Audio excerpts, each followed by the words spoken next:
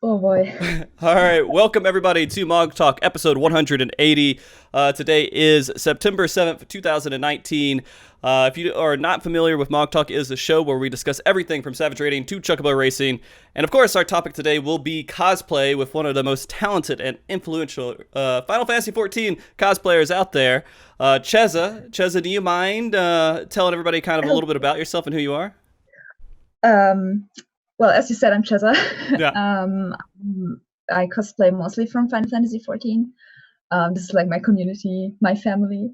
Mhm. Um, and yeah, I just love Final Fantasy XIV and all the designs and all that stuff. So Mhm. I So, really enjoy connecting cosplay with uh, game. oh yeah, Yeah, video game cosplays and everything. Yeah. exactly, Yeah. exactly. And of course, people are going to ask about your accent and everything. Can you tell everybody where your accent Yeah. originates from? Well, I'm from Germany. Okay. Um, I was born in Poland but raised in Germany, and I have a German accent. So sorry if I say anything wrong or if there's anything. Sounds fine. Um, good. Yeah. All right. Well, everybody, this is the first cosplay episode we've ever had on Mog Talk. We've never done this before, so if it's a little bit awkward and weird, I apologize. But I'm doing my best here because I definitely want you guys to meet Chezah. We're going to start doing these interviews kind of shows a little bit more often because I feel like there's a lot of people in the community that should be highlighted. And of course, Chezah is one of them. So before we get too much into everything, I kind of just want to know. The name is something that doesn't fit anything in my mind at all. What is Chezah? What is that? Okay, listen. First of all, I don't even remember how I came up with this name. I'm just a little gremlin sitting in my room and crafting armor. Okay. That's what I do. Okay. I really don't remember. It has been This name has been with me for more than 10 years, and it's Okay. such a long time I don't even remember. You don't remember like anything about the origin at all. It's just a random word. It was random, and I was like, hey, this sounds cool, and I changed a little bit, and then I came up with Chezah. Okay. Okay. Now, sometimes I see Yeah. two Z's in there. Is that like just because like you're like, oh, well, I need to throw a couple Z's or a couple E's in there, like the name just doesn't get registered right? No, it's because it was taken. Oh. It's easy. Like on Instagram, for example, I was of course trying with one E and one A, Mm-hmm. but it was taken, so I like double E and double A now. So it's Chezah Mm-hmm. actually, but it's pronounced Chezah Oh everywhere. no, the stream froze.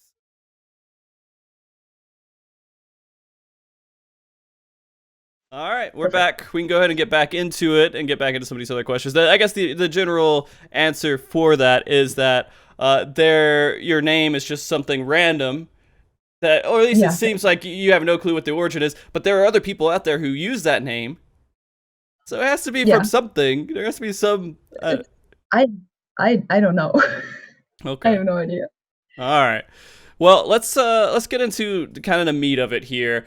I want to know, maybe hopefully everybody else kind of wants to know what got you into cosplaying. What started this path of like this insanely expensive and very skilled talent that you have here? Okay, so I have to go way back into my childhood.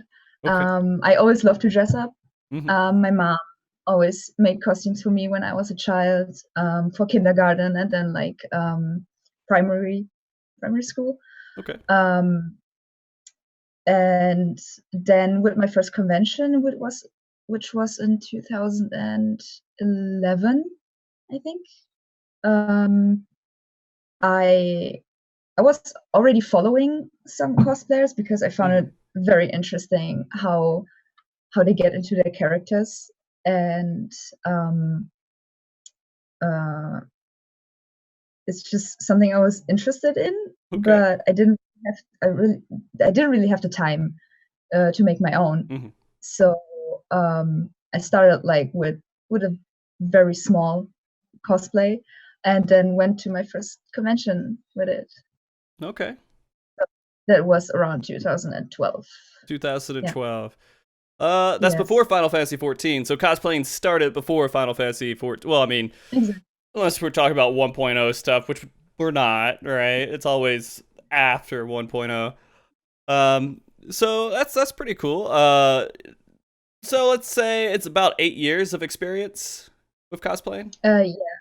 I mean, I made two easier Mm-hmm. cosplays. And I was always interested in like big armor and all that stuff. Yeah. Um, like doing the actual craft. Mm-hmm. Then I had to take a break because of school, which was more important to me. And Right. I lived in America for a year, and this was in 2015. Mm. Then I picked up cosplaying again. Okay. So So yeah, 2015. So you didn't. Were you at the North American Fan Fest? no, And I 14? didn't No. know about it. Oh, No. okay. Okay. So all right, your origin stories there. What was you were talking about your? You did a small cosplay. What was that first cosplay that you did? It was just a basic Japanese schoolgirl outfit. Oh, was it? Yeah. It That's was from an anime called what was it called? Kill Me Baby. I did like a long haired blonde character. okay. Yeah, I, that's it. I've never heard of it. But I can assume there's at least a couple people who are familiar with it. Maybe. Yeah. Okay, Um, so you did that one. What was the one after that? What was the first Final Fantasy 4? Actually, this is better. What's the first Final Fantasy 14 cosplay? my red mage. You read Mage? And that was, My red. I think, when a lot of people in the 14 community started to notice you as a cosplayer, right? Yeah. Exactly. Yeah. Because it went, I saw that on Twitter quite a bit. What year was that? It was it 17. 17? 17, yeah. Yeah. Made it for the cosplay contest at Gamescom. Mm, I was playing Final Fantasy at the time, Final mhm. Fantasy 14, and one of my friends told me about the cosplay contest. I was like, hey, this would be fun. This would be cool, meeting new people, and that's when I decided to do the red mage. Okay. Yeah, that's actually probably one of the best moments for the Final Fantasy 14 community that enjoy cosplaying, because then you went in and did a whole bunch of other stuff with Final Fantasy 14. And that's actually interesting to hear that your first one was at Gamescom, because you won recently first place at Yes. Gamescom with a Final Fantasy 14 gameplay. Or not gameplay, or cosplay, sorry. Cosplay, yeah. So congratulations on that, by the way.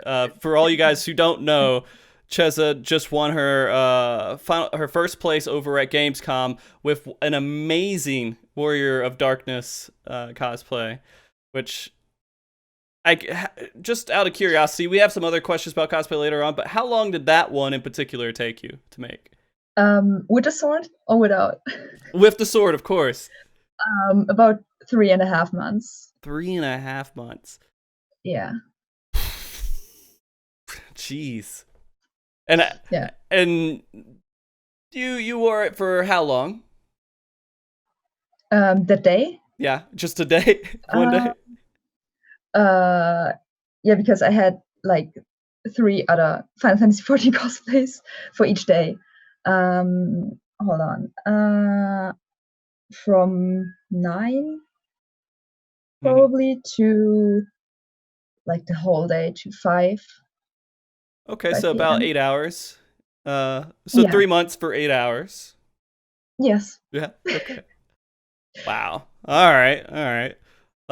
How was, by the way, how was that experience kind of being at Gamescom? Because this is, I would assume, this is kind of near one of the peaks of your cosplaying with Final Fantasy 14 and people knowing you and everything else. How was the experience being out there and kind of seeing everybody and talking to them? Yeah, as I said in the intro, it's a community, it's a family, and we are all friends. We all know each other. We follow, we talk, and it's it's nothing new, Mm-hmm. but it's a new experience every year because Right. there are obviously new people coming and going from Square-Enix, um, new cosplayers, Mm-hmm. old cosplayers, friends, making new friends. it's nothing new, but as I said, it's a new experience every time. That does generate another question I have. How many of the cosplayers at Gamescom did you know? From the 14? Yeah. All of them. All of them? They're 95%. Okay. Do you guys have like a Discord or some sort of like chat where you guys all keep up and talk to each other and everything? Yeah, we usually have Facebook and like all the other social media platforms, and we have a general Discord for all Final Fantasy XIV cosplayers from all around the world, where we share our stuff and talk about this and even in-game stuff. So it's like for all. So I actually didn't know this. You guys all kind of communicate and talk all the time, the Final Fantasy XIV cosplay community. All right. Yeah. Is there anyone in that community you're like, I hate this person, I would never want to see them again, kind of people? No, everybody's just nice. Yeah. No toxic cosplayers. Don't get me started on toxicity. Okay. But no, there's not like no one that I would like go over and like, hey, I fucking hate you. All right. Like, okay. No. Okay. It's like, if you don't want to talk to this person, you just don't want to. You just don't talk to them. So it's never like, okay, I won, and then you're like, I can't believe that bitch won. I hate her so much, or I hate him so much. It's always like, yeah, they won. You're happy. Yeah. Just like I won first place, and I didn't even realize. Like, yeah, I'm so happy for that person, and then Right. Okay. I didn't realize. So when did you win other contests besides this one at Gamescom? Yes, like last year I won second place with Zenos at Gamescom. Yeah. And with my Red Mage, the second place 2 years ago, and at FanFest in Paris. I won judges' favorites. Okay. I don't know. There was not really a name for it. There wasn't a name for it? It was just like kind of like the judges really liked your costume, and they're like, exactly. Like each judge had a favorite, and then it was the first place. So it was 4 winners in total. Yeah. Okay. I do have another question about that. Do you feel like you got any? Because that in Paris is the one where you made the Gunbreaker costume for Yoshida. Do you feel like maybe there was some sort of like, we can't just let her win because then we would show favoritism or anything like that, or was it? You think any of that was involved? Okay, so I asked the people at Square-Enix if I'm allowed to enter the cosplay contest, and they said, just do it with whatever cosplay you want. Like, it has to be 14, of course. And I asked specifically for Zenos, since a lot of people wanted to see him, and I was like, okay, I'm bringing him down. So I asked them if I can participate, and I said, I don't care if I win. Like every other contest, I don't care if I win. I just want to have fun. I just want to talk to my friends. I just want to meet new people, and cosplay is about having fun. Yeah, absolutely. I mean, it has to be about having fun. It's a very expensive and time-consuming hobby. If you don't enjoy it, then why would you do it? It depends. Okay. It depends. Yeah. Like some people are actually pretty competitive. Like they have to win. They're always trying to go out and win. I haven't noticed that in our community, no. Okay. In other communities, yes. But not in Final Fantasy XIV. Okay. We're talking about Zenos here, and you won recently with Warrior of Darkness. A lot of really popular cosplays you have that get extremely noticed are male cosplays. They're male characters, right? So I have to ask: was there a decision like, I want to play a male character here, or you're just like, I want to play this character? Well, I go mostly by design. If I like the design of a character, I obviously cosplay it. It doesn't matter if it's male or female. Okay. but I tend to do more male, yes, because I'm not saying they have better designs, but I like to be covered. I like big armor. I like big props, and that's usually what male characters have. At least some of them. True. Yeah, like look at Zenos. Look at Yeah, Zenos. absolutely insane. Yeah. And then you have to design that crazy, revolver gun weapon, gun blade, not gun blade, sword revolver, I guess is the best word for The it. spinny boy. I call it the spinny boy. The spinny boy. Yeah. The spinny boy.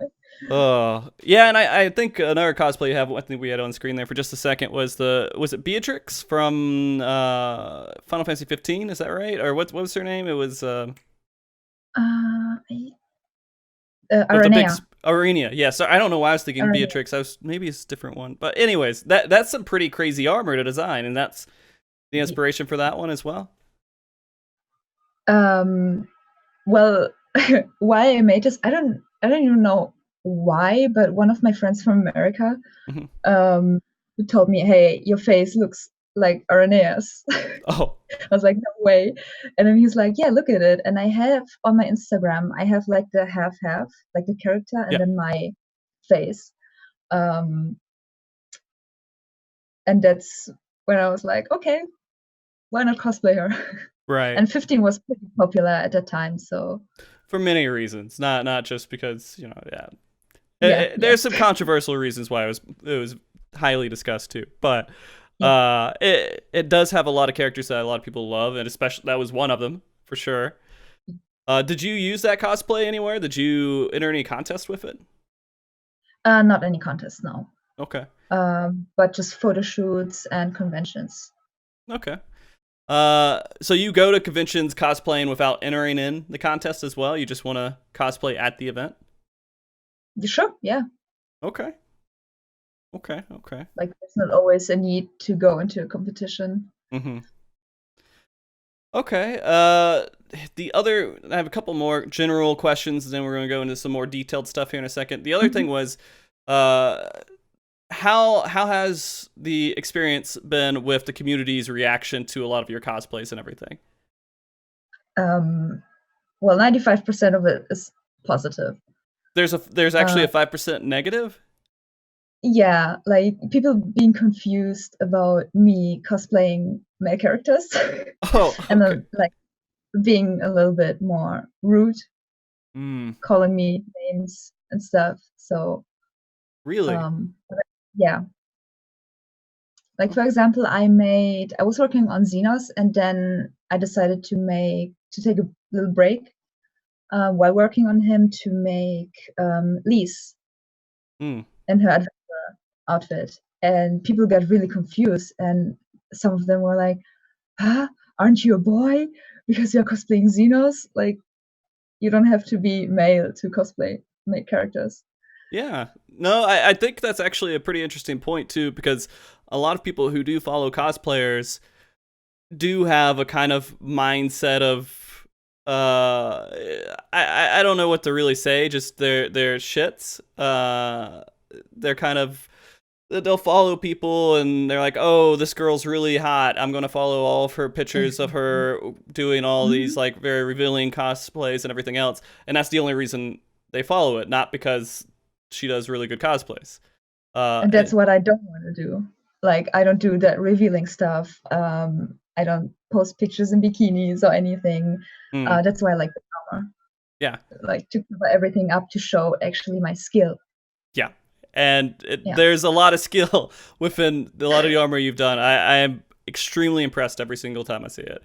And I think a lot of people are. And I appreciate that too, I appreciate that. Of course, it's good and bad in all kinds of different perspectives here. And I apologize for the 5% of people out there who do leave those shitty comments. I hope their life gets better. That's a good way to put it. Yeah. So one other question that's kind of not really cosplay oriented is, I assume you also play Final Fantasy 14. Exactly. Yeah. What's your in-game life like? Like, how do you kind of do you go out and do Savage raiding and Ultimate raiding and everything? Like what kind of player are you? Like not ultimate, but I have a static, and we do savage. Okay. Rating. Like we haven't done much recently because of technical difficulties and people dropping out and getting new people in, so it takes up a lot of time. But we've been in E1 Savage a couple times, so. Okay.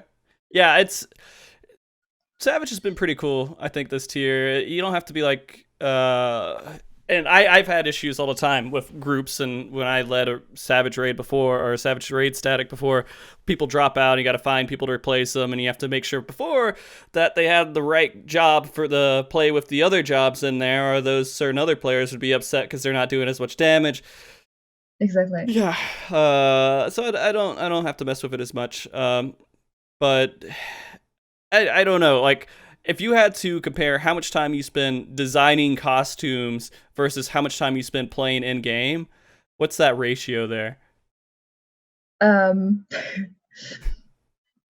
80% cosplay. Yeah. 80-20. Fair. That's fair. Sometimes more cosplay, depending on how much stuff I have to get done. Well, that's fair. I mean, and of course that means you play 10 hours in game and 80 hours cosplay design, right? Yeah. Yeah. Okay. So let's get a little bit more into this interaction you had with Square-Enix, where you actually were tasked to design a Gunbreaker outfit for Yoshida to wear in Paris. How did that even happen? Right after Gamescom last year, I got a message from Square-Enix asking if I would be interested in making it, since so many Japanese people really like my Zenos. Oh. And they were so impressed by it that they wanted me to do this. So they approached you for it. Exactly. So Square-Enix, I assume it was Square-Enix Japan, contacted Square-Enix Germany, who contacted me. Okay. That's pretty awesome. It came from the Japanese side of the community. And that's when you, I think I was watching, well, I was actually, wait a minute, you did Zenos a couple of times, not just the one time, right? Twice. Twice, yeah. Like I was wearing it. Was for Gamescom last year, and then Paris this year, yeah. Yeah, okay. So we don't have to get into all the like details of how the transaction between you and them worked and everything else. But how long did it take you to design that Gunbreaker outfit? Well, I didn't design it. So okay, you did design. Sorry. To create it. Yeah. Oh god. Okay. Let me think. From October to mid-January. October to mid-January. Yeah. Okay, so about 3 months, right? Exactly. How much detail did they give you, like, to design it with, or to create it with? A lot. Really? I got a whole folder of 3D rendered HD pictures, so there was enough detail and reference to get the job perfectly done. So basically, everything you created was exactly how they spec'd it out to be? Yeah. Okay. And even more. Really? Like on the gunblade, I don't have a screenshot right now, but on one of the sides, I think it's on the left side. There's a little spot where it looks like it's something written. And I just put in for Yoshida from Chezah. Oh. Like I wrote it in Eozean. Nice. That's a little. I had no clue about that. Do you think Yoshida or anyone else noticed it? I told him. Okay. Yeah. Because that's, you don't really just read Eorzean when you see it, right? Unless if you're like, I guess, at this and you go around and you translate everything so you can know every detail. But all right, so you went through, you made that whole costume. I'm guessing they gave you like measurements for Yoshida and everything as well? Of course. Of course. I had to send them questions and then ask for all the measurements. So to make it easier, I had like a little not a mannequin, but a picture of a guy, and then like said, okay, I need this, this, and that, and pointed everything out. Mm-hmm. Okay, Yeah. and I'm guessing they were pretty responsive and they worked with you pretty well. Yeah. Yes. This was the most important thing for them at the time. So of course, they probably contact you and you're like, hey, do you want to make a costume? And we have to get you to sign an NDA before we tell you what it is, right? Mm-hmm. Okay. How hard was it for you to kind of keep that secret and all the stuff that they were telling you? Not really. No? It wasn't that hard. Like I go into my room, and then I cut off everything, and then it's fine. Mm-hmm. It's like I'm working on my own stuff, but keep it a secret. It's. Did anyone know you were working with Square-Enix in any capacity at all beforehand, or did you not tell anyone you were? No. Oh, okay. No one knew. Wow. So no one knew Square-Enix reached out to you. No one knew anything about it until the day of. Wow. No. You do a lot better than I do. It's an NDA. I mean. Yeah. No. Okay. So that's pretty awesome. What was, I guess, the most challenging part of making his cosplay? The code. Yeah? Yeah, it was the code. Because I had to make 2 different versions. You made 2? Yeah, because I was asking for what fabric or what material the code is made of. And Yoshida responded with, okay, I want a light gray fabric. I was like, okay, I can get a light gray fabric. I was working on it. And then I sent the pictures. And they were like, I wasn't done with it. Okay. So I had the basic stuff. I had some details on. And Yoshida said, okay, I don't really like this. Can you change it? Can you change it to white leather? Mm-hmm. I was like, okay, I have white leather at home. I can start right away.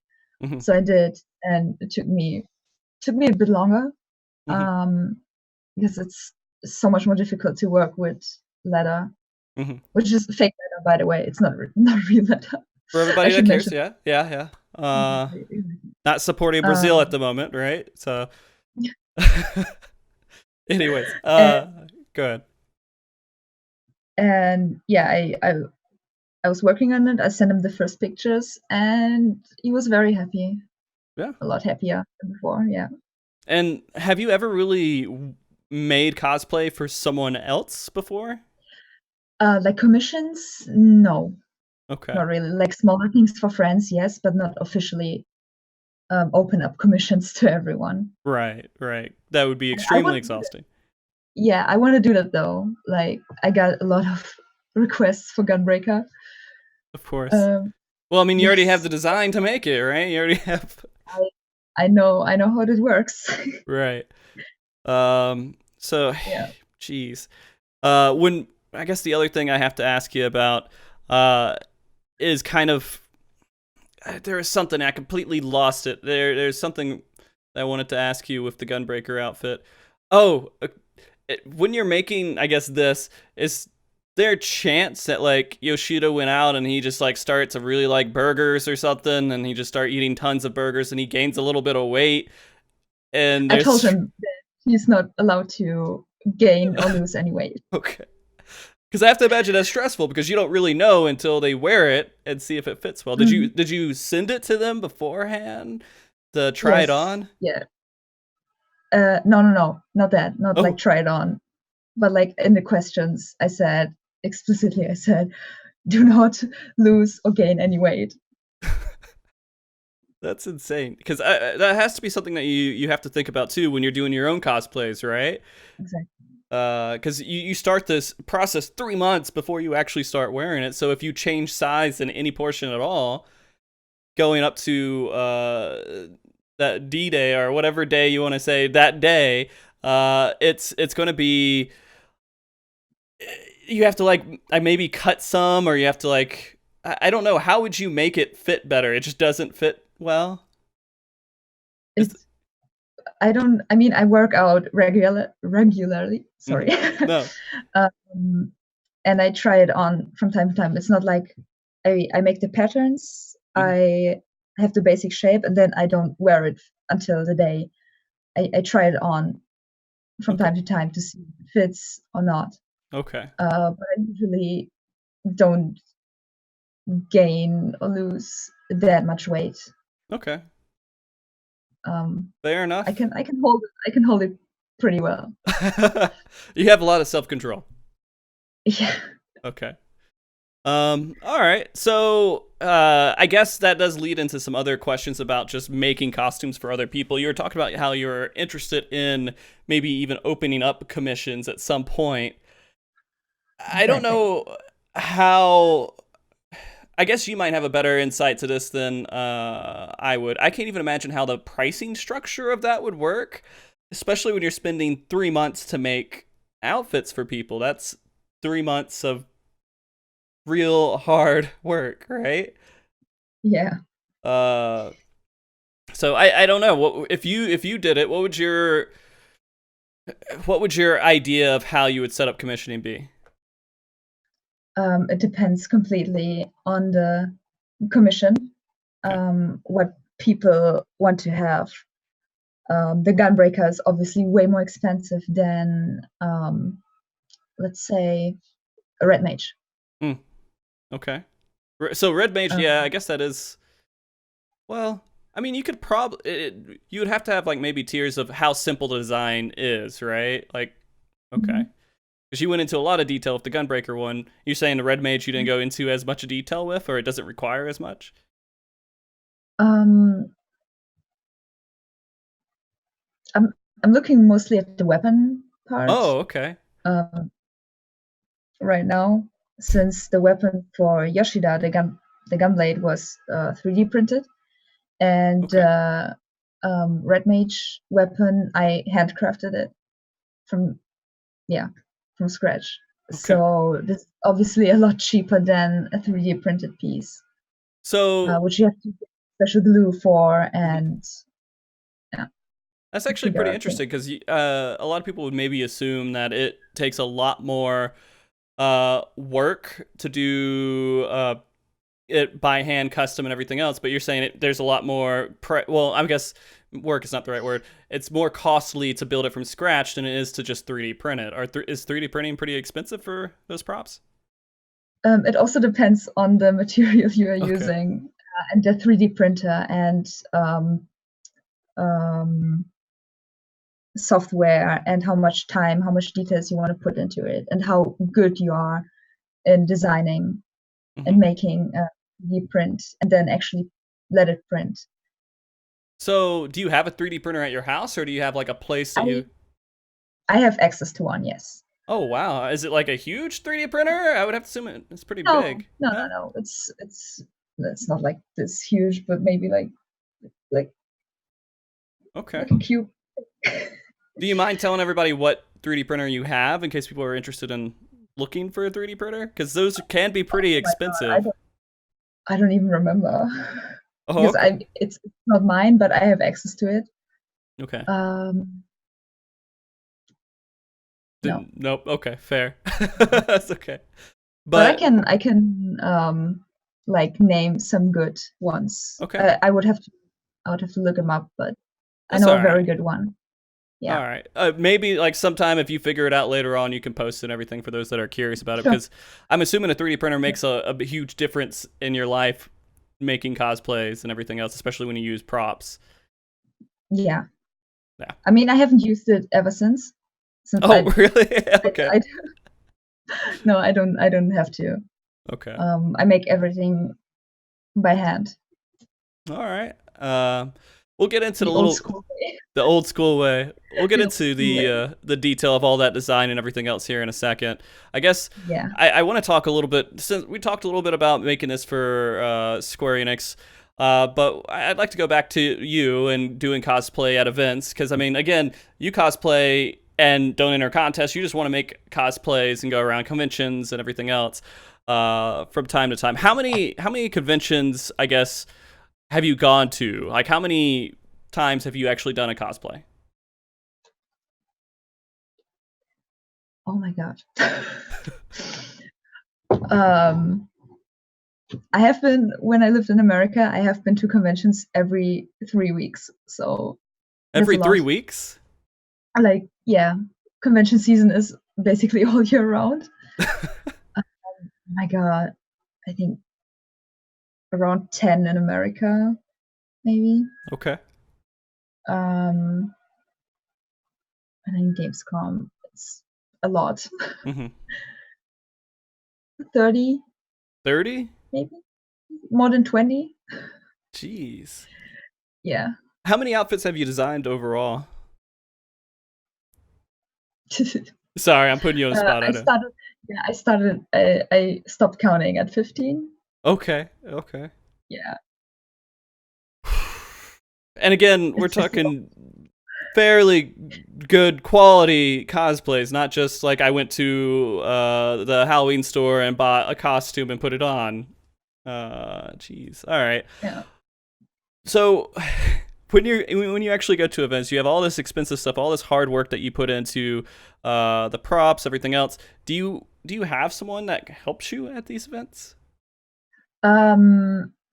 Maybe putting it on and like holding something, yes, but not like actually, like you don't have like a I don't personal know. assistant that follows you around and No. okay. No. That has No, to like be maybe some friends like, can I have something to drink or can I have a snack or something? okay. They actually remind me to drink more water and have a snack. Mm-hmm. I already see someone in the chat say waters. Yeah, of course. The water stroke for Thancrit Waters, right? Yes, exactly. Okay. We won't get into that. I'm sure there's a whole story behind that. Ice cold water. Oh my god. Ice cold water. So you're in costume, you're walking around, you sometimes you just have friends that kind of help out every once in a while and everything else, but usually you're kind of on your own. For the most part. Okay.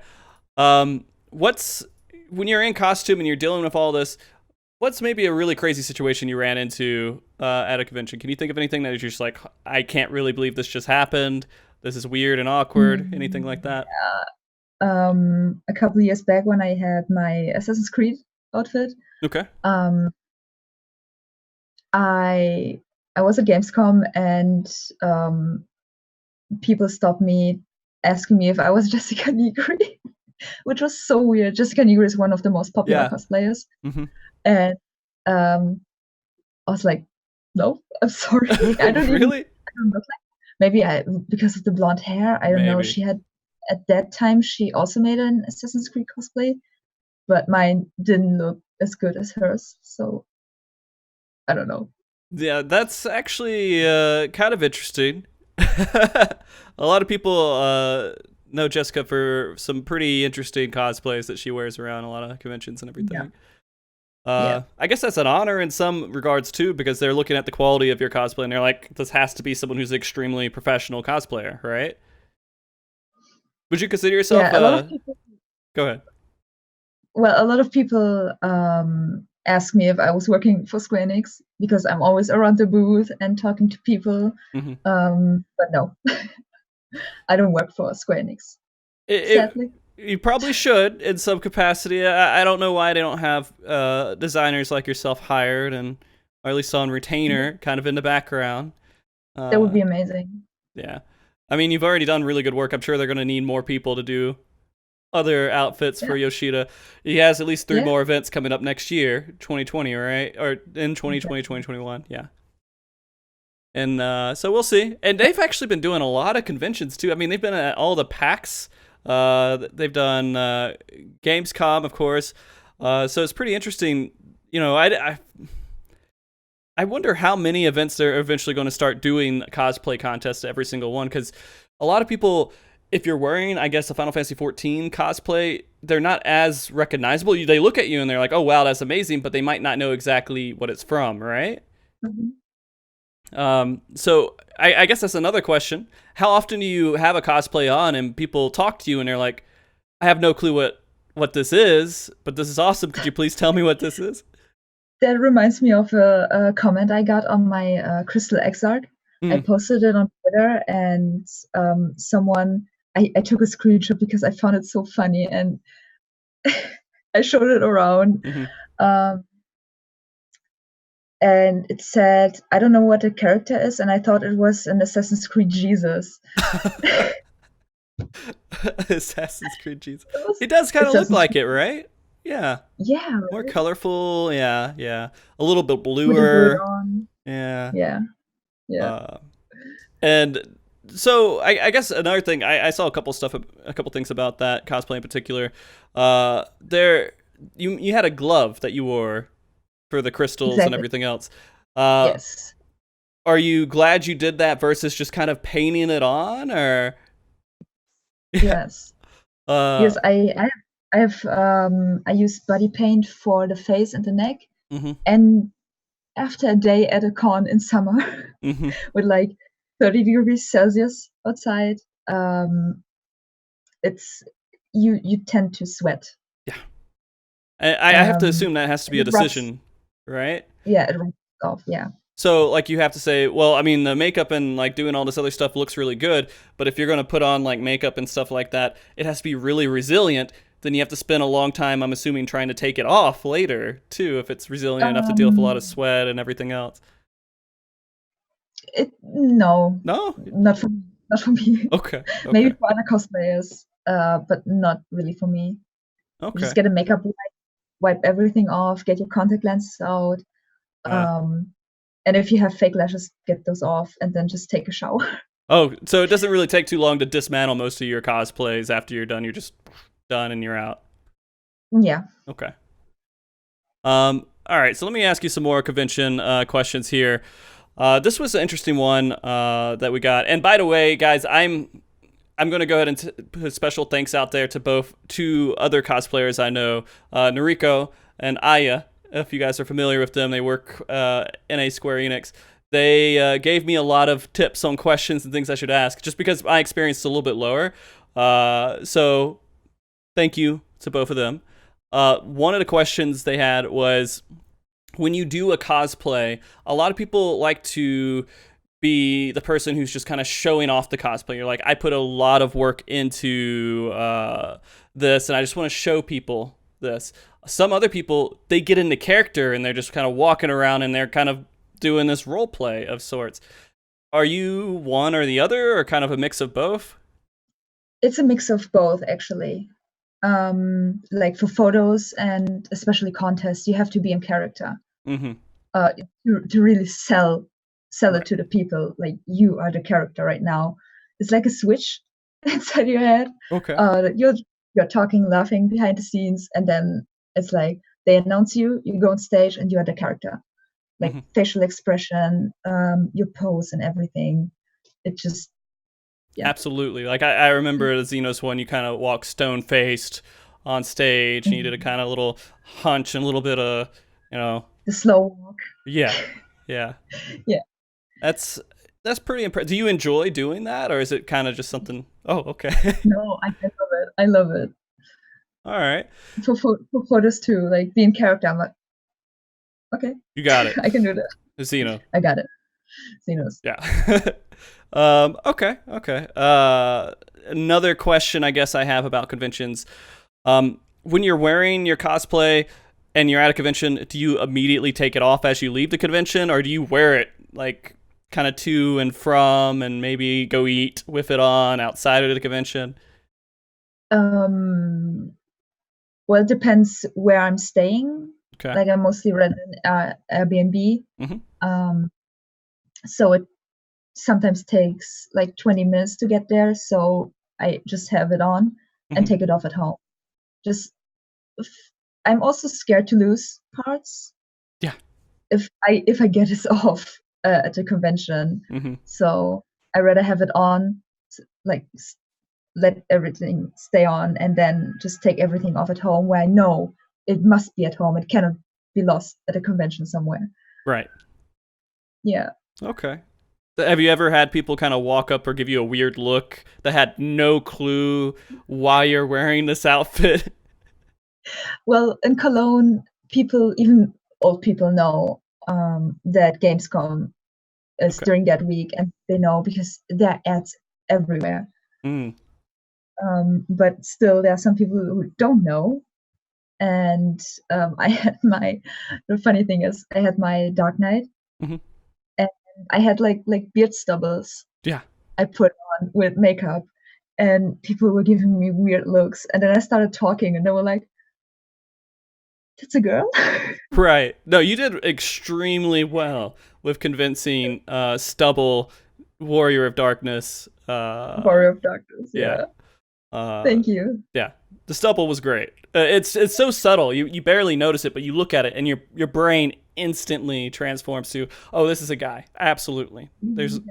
And I rewatched the stream of the cosplay contest when I won, because they asked me questions, and I was like, oh my god, I can't believe this, I won. And I thought, Twitch it, wait, that's a girl? And I was so confused. Yeah, because I mean, you did it really well, very convincing with it, and I guess you're kind of out of character at that point because you're thinking, you're not trying to change your voice, you're not trying to do anything like that. You're just being you, and people just, it breaks their brain, I guess. I don't know. Yeah. Oh man, it was super fun. It's a lot of fun to break people's brains. Yeah. Right. Okay. Well, your cosplays again are a little bit different. Like, you like big armor, you like things that kind of showcase your skill in making the outfit and everything else. I guess my other question, a lot of cosplayers have issues with, like, you know, a little bit kind of pervy people, maybe people who go into your bubble that shouldn't be there. How much of an issue do you really have with that? Not any more of an issue. Like it was a few years ago when I first made my red mage, and before that, I had people coming to me, like touching me. I'm like, please don't touch me. I'm not okay with this unless you ask, maybe. Then, but sometimes it's still, when people ask for pictures, they like grab your waist or something, and even if I'm in armor, I can still feel it. Right. And I'm like, oh, please don't touch my armor. Right. I'm being nice. I'm like, they're fine with that. Yeah. But I had, when I was wearing Riku. Right. A few years back, and she's a bit revealing. I was taking a break. I was working for a convention at Gamescom, and I was taking a break behind like one of those roll-up banners. And I was like shoving a whole piece of cake into my mouth. And I had a guy coming to me asking for a picture. I was like, I'll be like, give me 2 minutes. I just want to finish eating. I just want to take a drink. And he was standing like 4 feet in front of me, taking pictures like this. Like, oh, like kind of like, are you kidding me? And yeah, okay. I called him out. I was like, are you kidding me? Like, that's a no-go. I just told you that I'll be ready in like 1 or 2 minutes. If you don't have the time, come back later. But that's a no-go. Yeah. So is that like the worst one you had? Have you ever had other situations like that where people are like just coming up to you and really crossing the line, and you're about to wish you actually had a big giant sword that you could swing and cut their head off with?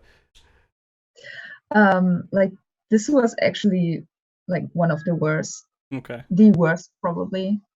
But other than that, when I started like making 14 cosplays and the big armor, I usually make a tweet or make a post on my social media that please ask if you want to take a picture, if you want to give me a hug or something, and if you just want to talk in general, just ask.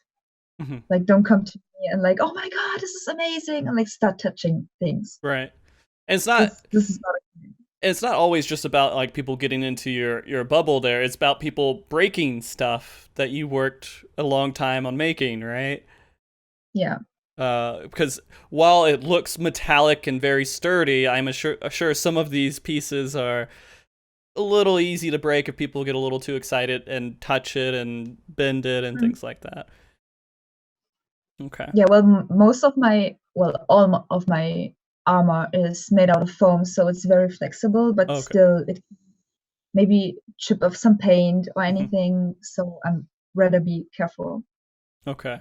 No, that's fair. Absolutely fair. Yeah. Your weapons, I assume, are made out of foam too, right? Yes. Okay. All of them. All right. So you can't actually hurt people with them. Oh, it hurts. It can Oh, hurt. okay. All right. All right. It can hurt. So when you also make these outfits and everything else, how do you get them to conventions at times where it might not be as easy as just kind of driving it down there? Do you run into that situation often?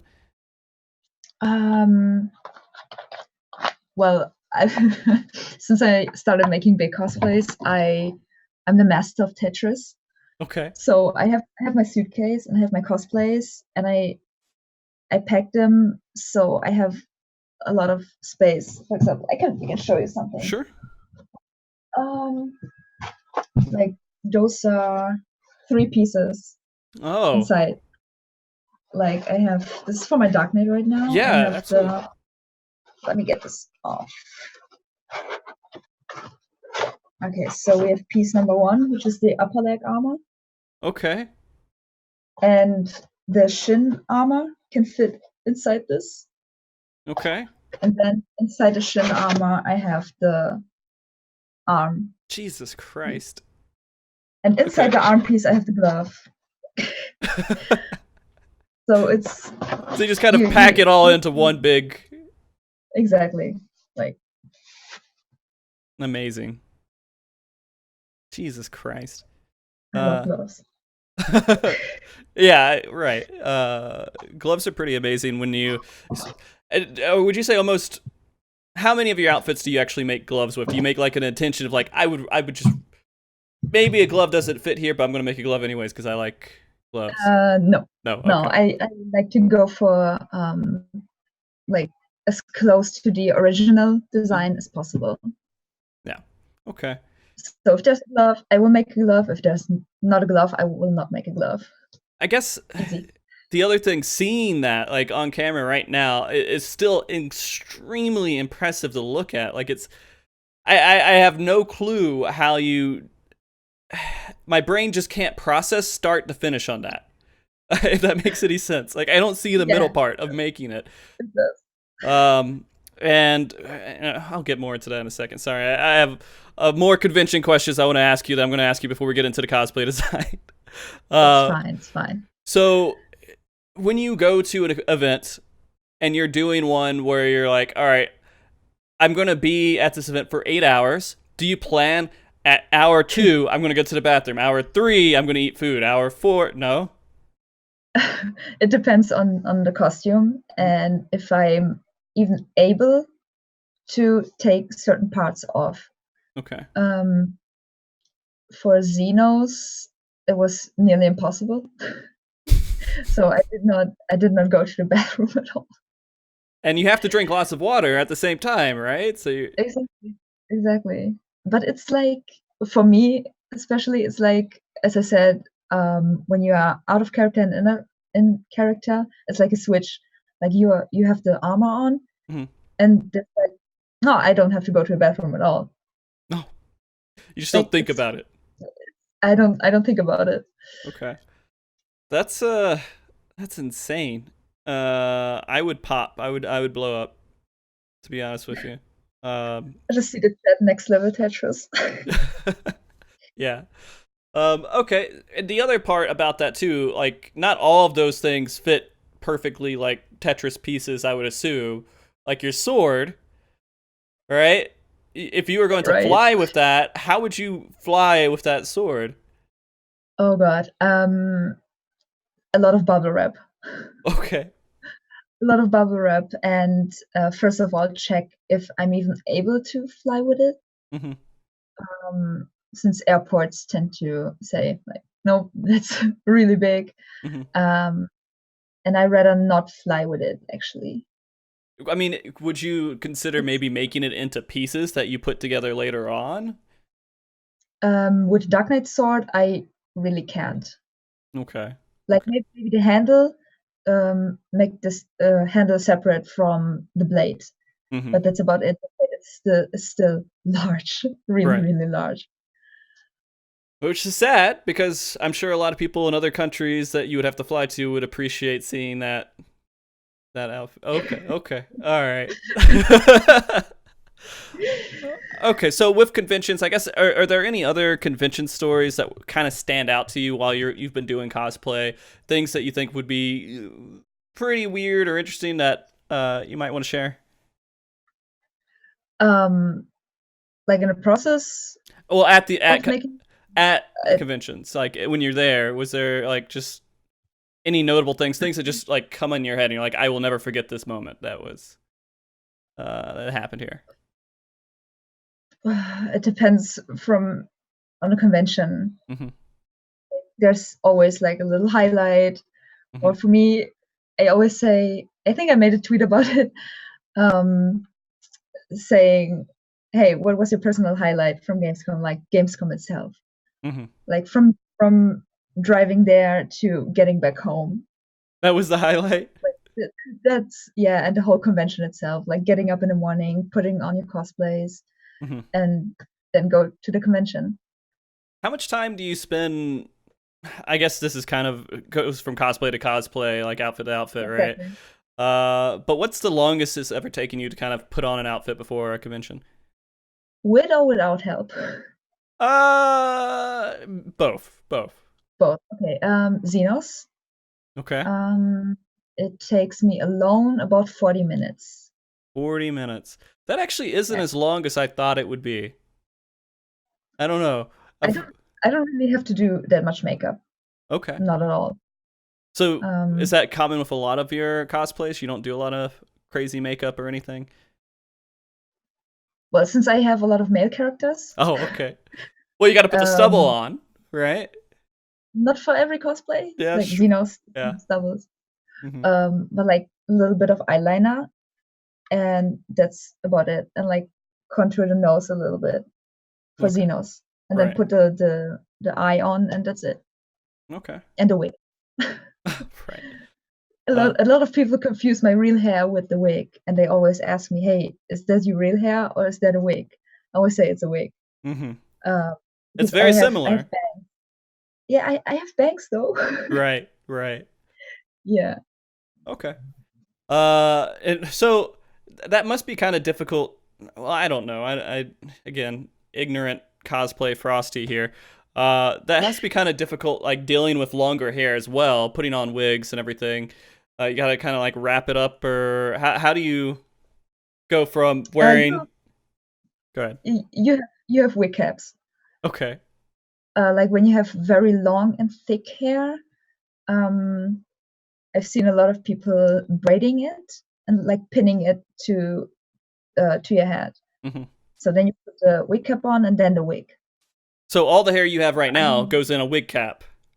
Yes. And they're pretty long. Yeah. Okay. All right. That's extremely impressive. I have to assume that hurts after a while, right? No? Not the wig cap, maybe the wig if it's too tight. But I mean, you try it on, so you know if it's too tight or not. Okay. All right, so let's get into a little bit of design itself, because I'm actually, again, like I said, going from start to finish, I can't even imagine the whole process in between everything here. One of my first questions was, of course, how the hell, and this is another question my wife wanted to know too, how the hell do you make such great armor? How do you do that and make it look so realistic from just foam? A lot of time.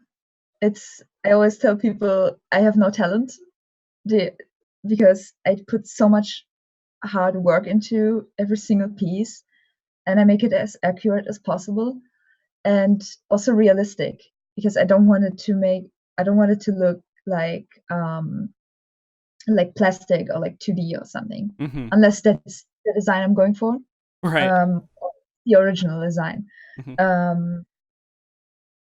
But for example, let me grab this. Of course. Like that's the upper leg armor. You see like little battle damage here and there. And that's all foam, of course, right? All foam, yeah.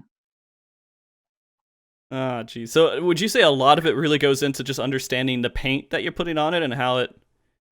It's very important. Okay. Yes. Do you often like mess up and you're like, okay, now I got to put another layer on, or you have to just kind of go back and forth on just these little bits and details? No. No, I mean it comes with time. Mm-hmm. It comes with time.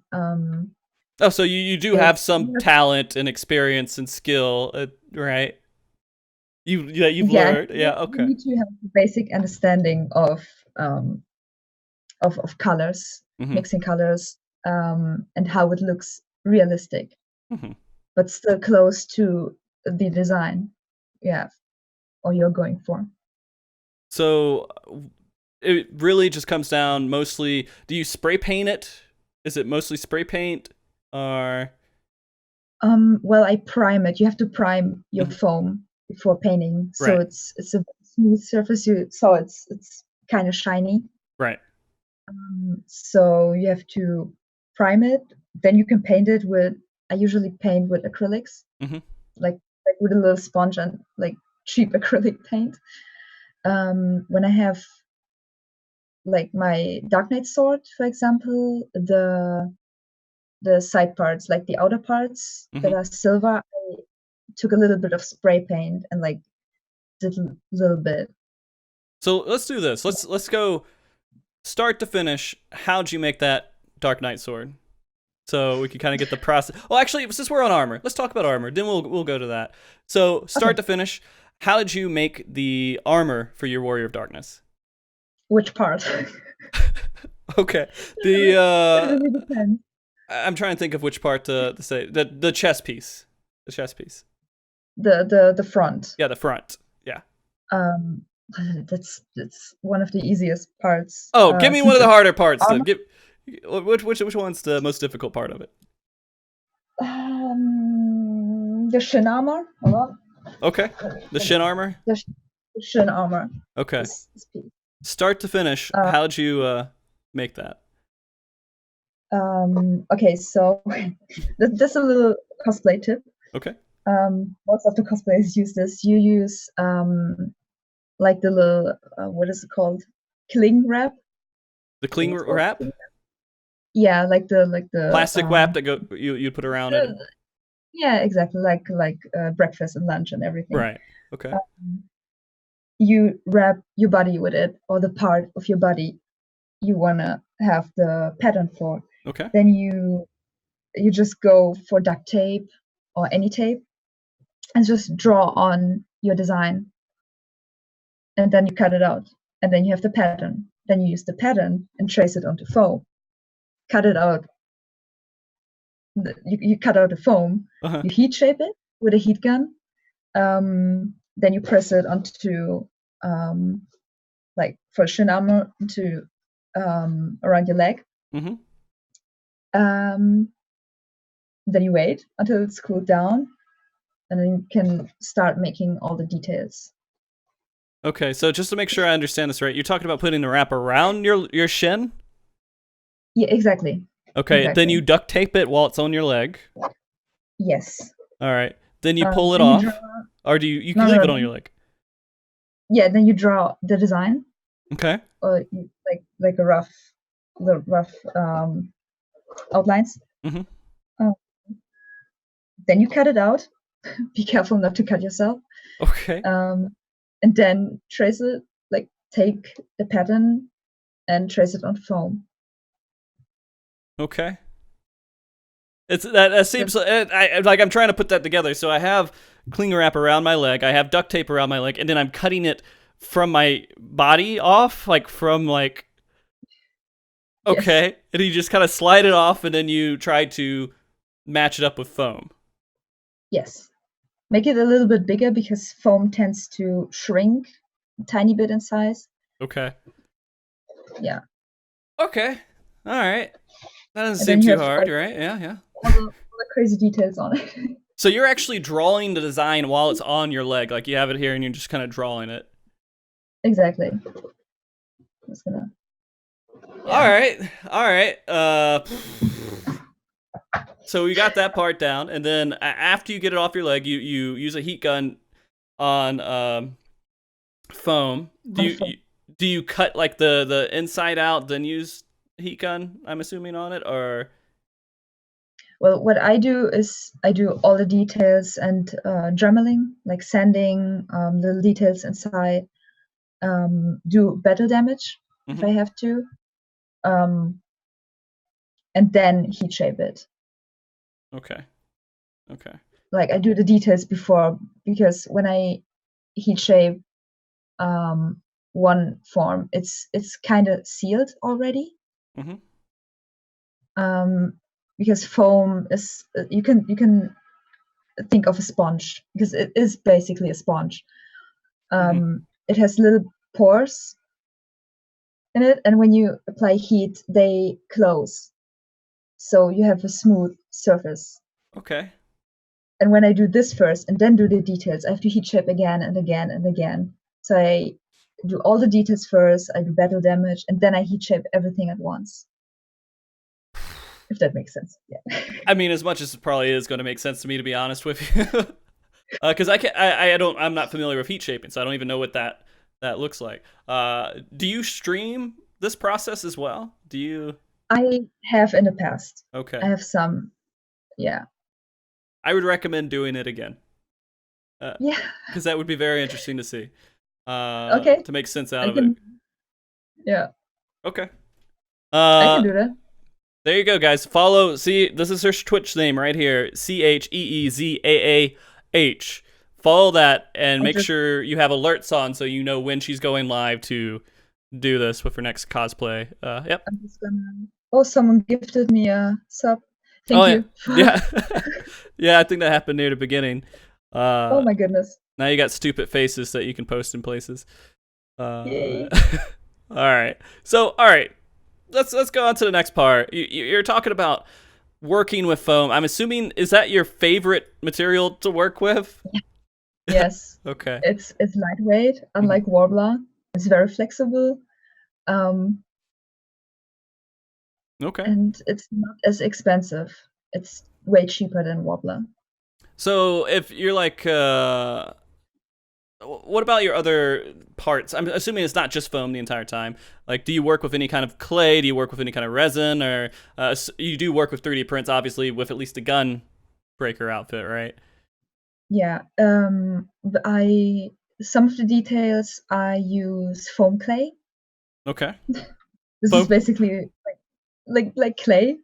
You can form it and just let it air dry. And that's it. And then you glue it onto your prop or armor, whatever. Okay. Now I learned what foam clay is. So hold on. Maybe I have everything. I have like very little left. Oh, okay. So so this is foam clay. It's like it's already dried because I left it open, but I need to get a new one. So it's like clay, and this is dry, so you can like easily kind of work with it and shape it. Although that seems like it'd be easy to damage too until you put all the extra stuff on top of it, right? Put it on, yes. Yeah. Okay. All right. Is there one that you have to like work with and you're like, I can't stand working with this material. I wish I never had to work with it, but you're kind of required to? No. No? All parts good? Always, yeah. Okay. You're fine working with cloth and making like capes and like stuff like that? Yes. Yeah. Okay. But like Warbler, I tried Warbler. My first armor was part Warbler and part foam. And I burned myself so many times that it's not as smooth. I really respect those people who can make Warbler smooth on a surface, because I can't. Oh, okay. I can. It was a love-hate relationship, but now it's like hate. I gotcha. Yeah. All right. So let's talk about some of the stuff that, like the accessories that you made, which are some of the things that you're extremely known for, is the weapons and all the bits that go with the outfit. What's the one that you're most proud of? That you're like, I am so glad I made this, and I will put it on a showcase somewhere, probably because I love it so much. The spinny boy, Spinny Zenos boy? weapon. Okay. Yes. How much time It did that was my take? biggest prop. Oh Mm-hmm. my god. 2 months. 2 months just for that? Yeah, Okay. just for that. And I'm And it assuming spins. it A lot of spins. people don't know that it spins. Yeah. Does it spin like Look, really smoothly? Do you have like ball bearings in there and everything, or? it has a ball. It has a ball bearing. Mm-hmm. Okay, an arrow showed up. I don't know. An error? I don't. I don't know. Okay. I'm just gonna shove it to. Okay, go with. All right. There's a ball bearing inside. Mm-hmm. But it's not because it's covered by foam, Mm-hmm. and the foam had to be very tight, so it's not as smooth, but it's still kind of It still moves. it moves. Yeah, And people don't understand or appreciate that until they actually see it. exactly. Yeah. I have a video somewhere on my Twitter Mm-hmm. where I show like how it moves. Right. Okay. Somebody should go look at that and see if they can find it, and we could post it in chat here. Not Chezah, because she's having a conversation here. It's okay. So I guess, is there one that you had to make and you're like, okay, I have the idea. I think this is going to work out great. Then you realize, I wish I never started this process because of how difficult it turned out to be. Not like I had a lot of problems with Zenos. Okay. It was my biggest, like my largest armor, Mm-hmm. my largest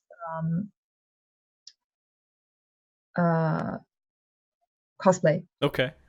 And it took me 2 months to finish the shoulder pieces because in game they float, like the bottom part floats. Mm-hmm. And I wanted to make it as close to the original as possible, obviously. Mm-hmm. And but it's like sometimes it's impossible. Okay. Yeah. Like everything, like attachments is something I'm very scared of until the very end.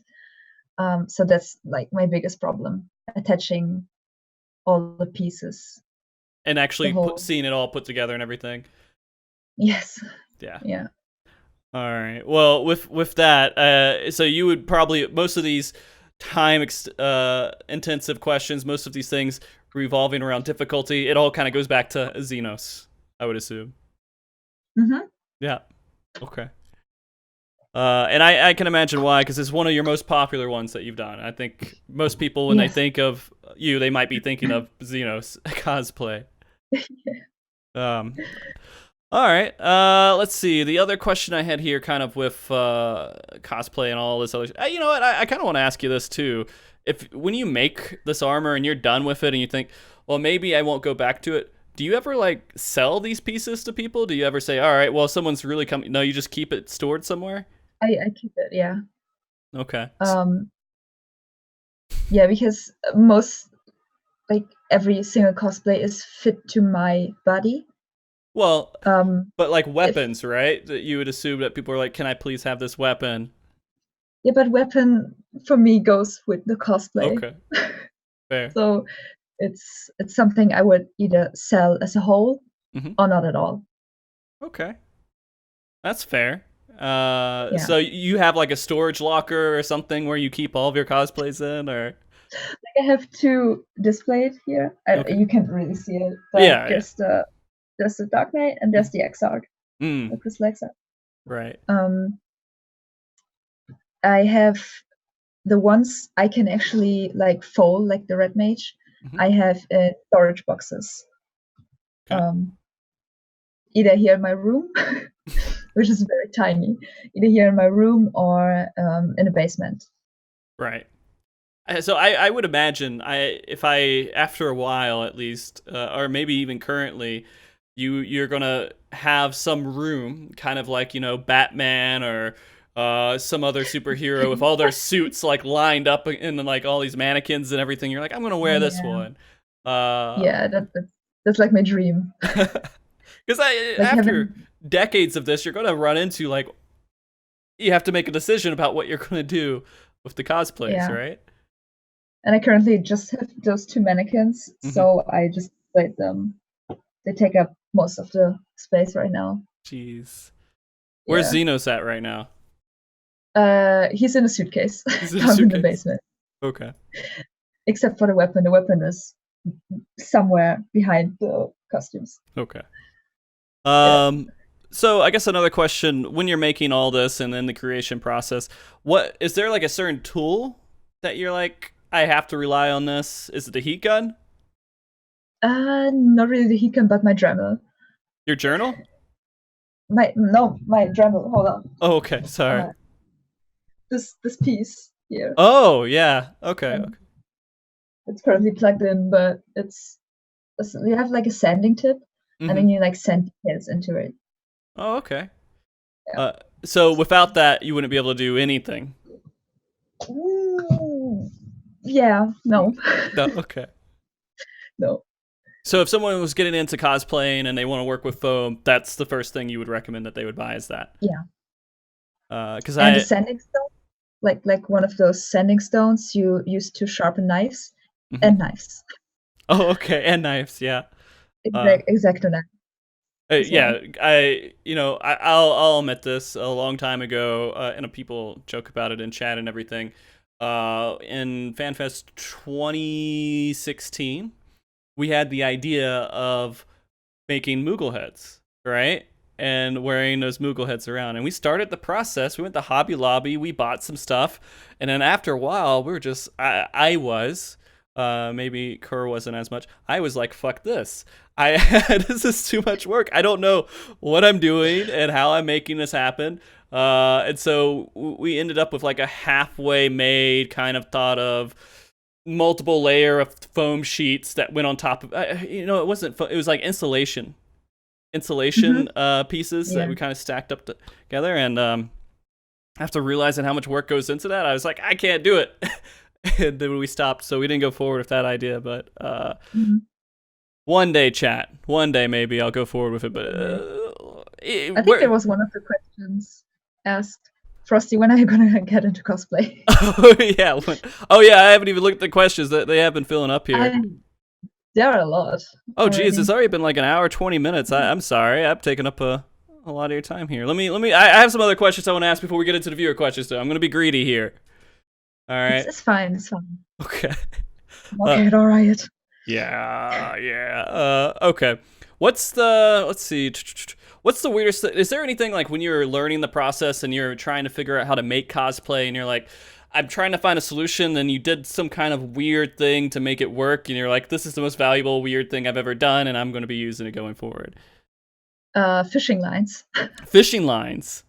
Fishing lines. I used a fishing line, like a clear fishing line, to make the spinny boy. Oh, okay. Because there's no way there's no attachments at all. And I was like, how do I make this work now? Because I cannot attach it to the cape. He has the butt cape. Right. There's no way. And I was like, what can I use? I was Googling, I was looking up tutorials, and I couldn't find anything. So I couldn't use Velcro because it would show and it wouldn't hold. It would just fall down. So I was thinking about using strings or anything, and then I came to fishing lines. Okay. Which you can get in different colors as well. So I went with a clear one, and then just attached it to my cosplay and the spinny boy. Okay. So it's hovering with just one fishing line? Yeah, I put it around like 2 or 3 times. Okay. And then just multiple times around my waist. Okay. That's pretty impressive. And then covered it by the cosplay. Because fishing lines snap after a while, so you had to get some pretty sturdy ones, I'm assuming. The weapon isn't heavy. Okay. So. Or else you would have to replace your hips later on because it would have put too much weight on it, and yeah, no, it makes sense. Exactly. Because all the stuff that you make looks heavy as hell. I have to be honest. Everything that you make looks extremely heavy, but the foam is just lightweight, and is it just not really okay? So you don't have to like go to the gym and be lifting 400 pounds weights and everything in order to wear the cosplay. I do that anyway. So. Oh, okay, I got you. So advice if you're gonna say that one more time. Sorry. And never skip leg day. It's never skip leg day. Okay. So a good recommendation for new cosplayers is to go to the gym and exercise so you can carry the weights around. Yes. Okay. I guess this other question, kind of with the whole putting everything together, does deal with makeup. We did answer it a little bit. Is there any kind of makeup that you use that you completely depend on for people who are out there cosplaying? Maybe you can give them some advice. This works really well, or sweat resistant? Sweat resistant. I don't know anything about. Okay. But use maybe waterproof. Okay. Waterproof. Especially when people cosplay in summer and they tend to sweat and everything, and always carry around a little makeup bag. Mm-hmm. But like for me personally, I use eyeliner for all my cosplays. Is it really just eyeliners your big makeup? Yeah. Okay. Yeah, and like a little bit of contour, like a little contour palette I got for $5. So you carry that stuff around with you? Yeah, it's like a little, like tiny little makeup bag. Okay. Do you keep like a sewing kit in there too, or is it just the makeup? Yeah.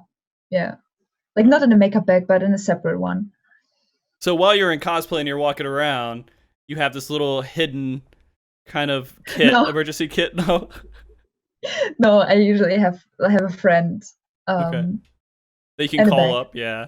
Okay. Yeah. All right. So I guess when you're doing this, there's of course things that you have to struggle with. Is there anything that like you start the cosplay, you're going out, and you're like, this bothers me every single time I cosplay. This irks me. This is something that gets on my nerves. That you have to deal with. Well, I chose the cosplay in the first place, so I have to deal with it in the end.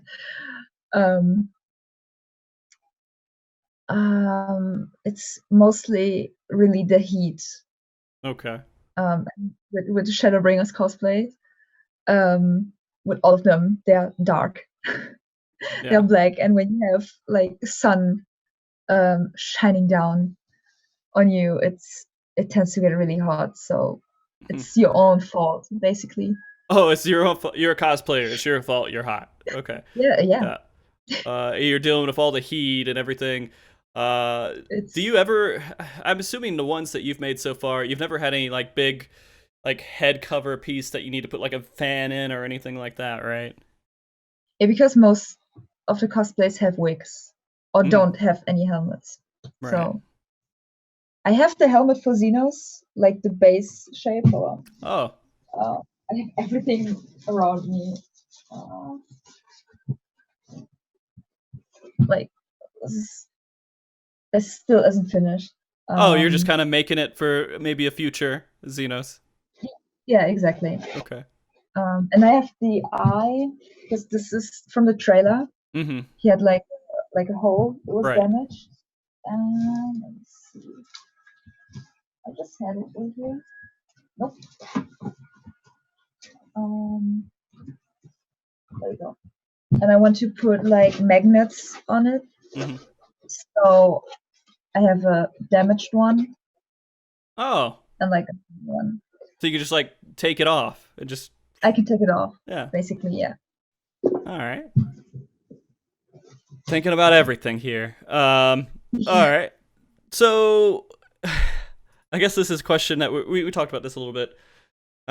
You put months of work into these cosplays, hundreds and hundreds of hours for just a little bit of time of actually wearing it there. Do you ever think about that and you're like, that's kind of crazy or ridiculous? No. No? For me personally, the most important part is making a cosplay, Okay. getting to know the character better, and like being the character. Mm-hmm. Like kind of learn being the character and making a cosplay.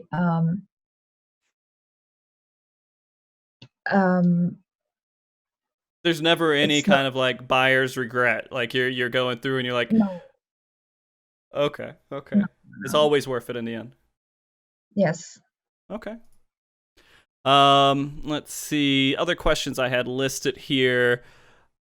This was the other one. If things don't fit in the end, but you already told everybody, you make sure don't change its shape. You're always the same.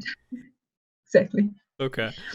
Unless you decide to lose weight for a specific cosplay before you even start it, then obviously like, go But for then it. your old cosplay won't fit, right? You have to go and adjust all of them if you ever want to use it.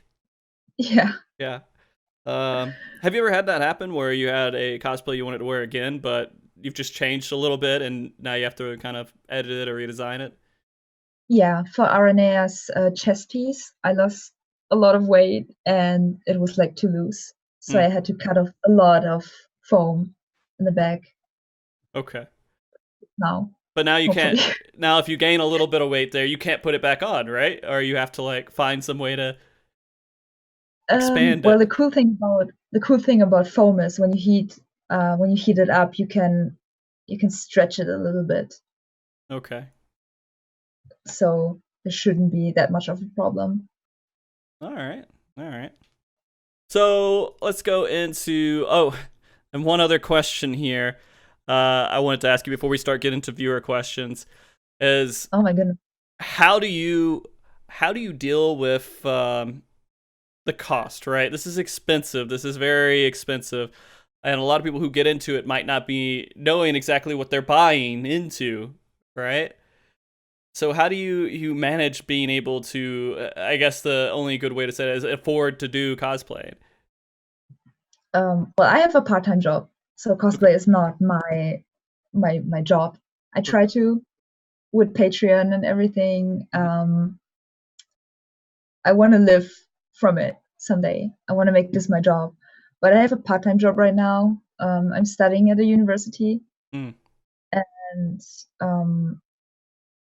I never really had any problems personally. I budget it out. I look for cheap fabric, um, which still looks good. Mm-hmm. I what I can tell people is go to a dollar store and look for pieces there you can maybe change or adjust or maybe just reuse. Mm-hmm. A secondhand shop. No, It's like a I thrift go there to store or something. yeah, exactly. Right. Like I get my shoes from secondhand shops Mm-hmm. because I'm painting them anyway and putting armor pieces on them, so it's way cheaper to do that.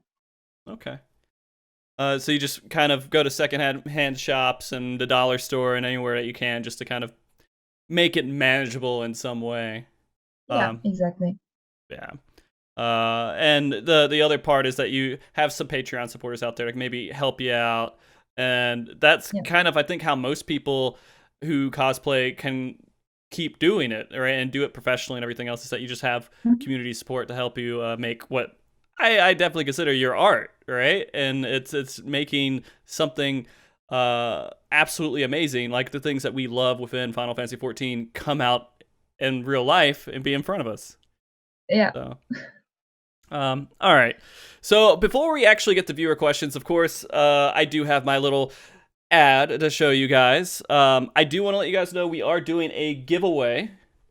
So this is Tataru, my wonderful Totaro. Tataru, my wonderful way of pronouncing names. It's fairly large. It's fairly larger than other things that we've given away with the figurines. It's about as big as my hand, at least. If you have, I have to technically say, if you're a U.S. resident, you're eligible. But if you have a U.S. address, I'm going to probably ship it to you, and we will start that here as we right after the advertisement here. So stay tuned for just a second, guys. Let me go ahead and switch that over, and we're going to mute us.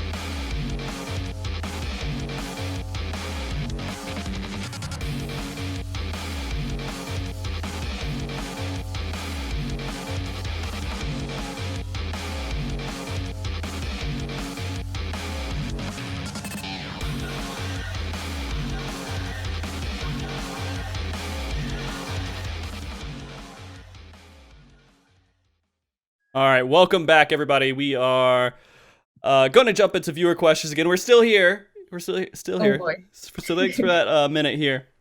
And again, if you want to enter in the contest for this, I'm going to ask one question, then I'm going to set up the process of the viewer questions and everything else.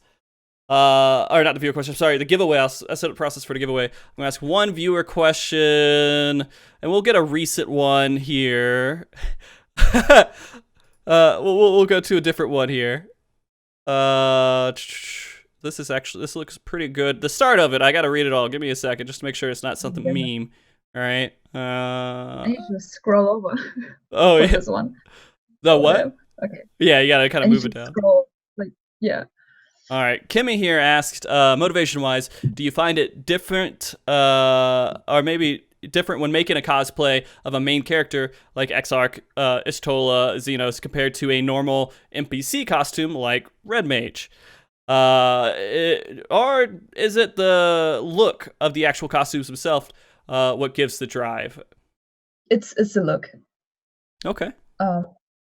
It's not like I'm giving 200% with every cosplay.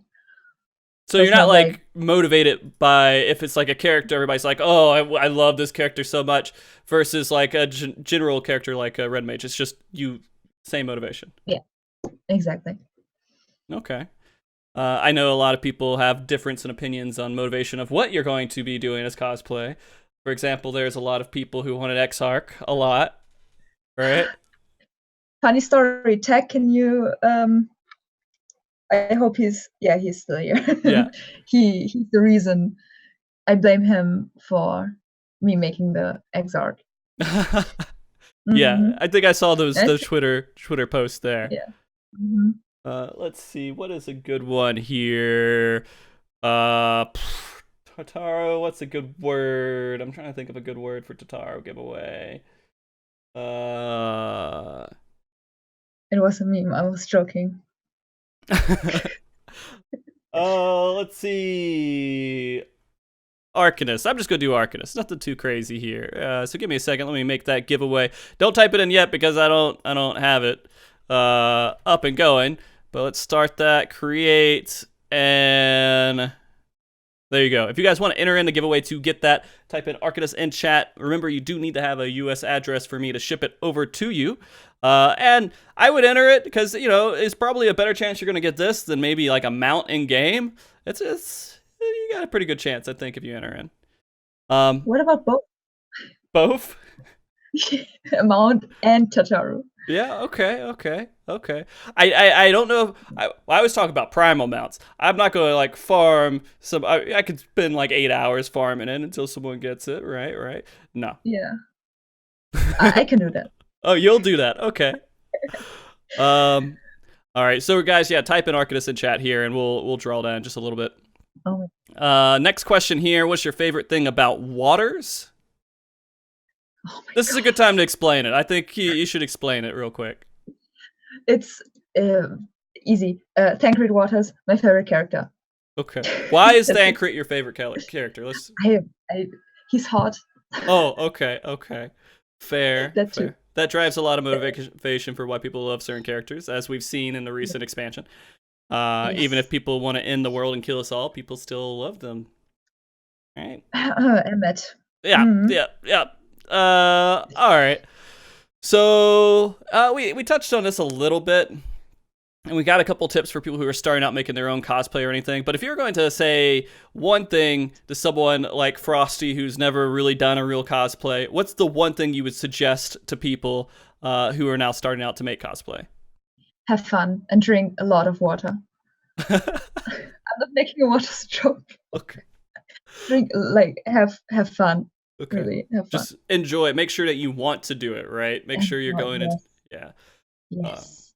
Same reason I do the podcast, right? I only do it because I really want to, and I get to make a good excuse for talking to cool people like Chezah here. Mm. Yeah. All right. So let's go into this next question. Well, we already asked about the materials here. Exactly. Yeah. I guess we kind of talked about it a little. What is more difficult for you? Is it crafting the armor or sewing them? Sewing. Yeah? Because I do craft more than sewing. Mm-hmm. And actually, a lot of people don't know that, but the Red Mage was my first big sewing project. Was my first time actually sewing. Your first time sewing ever? Not ever. Like, I did like tiny little things, but not like a whole costume. Right. Not a jacket, not a hat. Jeez. Boot covers. All right, that gives me some confidence. I don't have like any experience with it. I can go make a Red Mage costume right now. You can also commission me. I could commission you. Guys, if you want awesome cosplay, of course, contact Chezah here too. We'll get into that a little bit later, but for sure, there are a lot of ways that you can get some really awesome cosplay done. Okay. Dancer Frisbee. Okay, so I'm making a dancer cosplay for you. A dancer cosplay? I don't know if I could. I'm not sure if Kerr would be too happy with me walking around FanFest in a dancer cosplay costume, or maybe she would. Okay, let's make it the male. The dancer. The male dancer. The male. What does the male one look like? It's It's longer pants. Is that really? And yeah, and it has a little vest. Okay. Yeah. And then I would wear the Mog head, of course, in the entire thing. Of course. Yeah, of course. Yeah. Or I make a frog suit. Make a what? A frog suit. Oh, a frog. Oh, I can't join the meme. I was thinking about this recently, and like the next big like Final Fantasy 14 event, I'm gonna think there's gonna be at least 10 frog outfits in the cosplay running around. There has to be. Perfect. All right, so let's see. What's this other one here? And we already answered why you cosplay as Crystal Echock, so we don't. Yeah. And the cosplay for you as well. Oh, well, yeah. When? We already figured it out, right? Obviously, making cosplay takes up a lot of time. Do you have any advice for someone who might not have a lot of time, like 4 to 5 hours a week to make cosplay? If you don't have any deadlines, just take your time. Like, work for, I don't know, if you have 4 to 5 hours a week, maybe take 2 hours and take breaks. Very important breaks. I tend to forget. Mm-hmm. I admit, I tend to forget taking breaks, especially when I'm really into, like, I'm crafting One Piece, and then I'm like, okay, I have to finish this one, and this is the last detail, and I have to do that one next. And while I'm dremeling, I can do the rest as well. So, okay. I tend to forget, yeah. A lot of times that I think, especially when you really get into something, and anyone who's crafting or making stuff, and you just start to get inspired, right? You start One Piece and you're like, oh, I'm making this. You see progress happening, and you just want to keep going. You don't want to stop. You just want to keep creating. Exactly. But you should drink water, right? Yeah. Every once in a while, pace it out, pace it out. Where you actually, you're gonna say, all right, I'm gonna drink water at this time. My phone's gonna alert me or something. Just figure out some method, I suppose, to keep yourself remotely healthy. No, I just have a bottle of water like every time I craft next to me. Okay. So yeah, Keep it with you even when you're not crafting, right? exactly. I mean, I have it right here. So Okay. Okay. Um, this is a two-part question for the Yoshida Gunbreaker. Did you meet with him while? Did you meet with him a while beforehand? Okay, I got it. Did you meet with him a while beforehand? No. No. I mean, Okay. I met him. I did not meet him at Gamescom because he wasn't at the contest. He was at the Eorzea Symphony in Dortmund, so he could come to the contest and judge it. So I did not meet him last year. I met Soken. Oh well, of course, yeah. Soken's but amazing. But not. Oh, I love him, Yeah. but not Yoshida. Yeah. So the next time I met Yoshida was at FanFest. You know, I've had the pleasure of actually working and seeing some of these guys behind the scenes as well. And Soken absolutely is one of my favorite because he's is what you guys see with him being ridiculous and crazy is the same everywhere else. Like that. Yeah. It's like that. Yeah. And I guess this is maybe another question. I don't know. I'll ask it if you're okay with it. The second part of that is with making this. In the end, did you lose money making the outfit for Square-Enix, or did they cover at least some of the costs of like materials or anything else? It's a commission, so obviously you have to pay for it. So no, okay, just making sure, right? It wasn't like, oh, you can exposure's good, right? It wasn't one of those things. No. Okay, that's not how it works. Good. Yeah.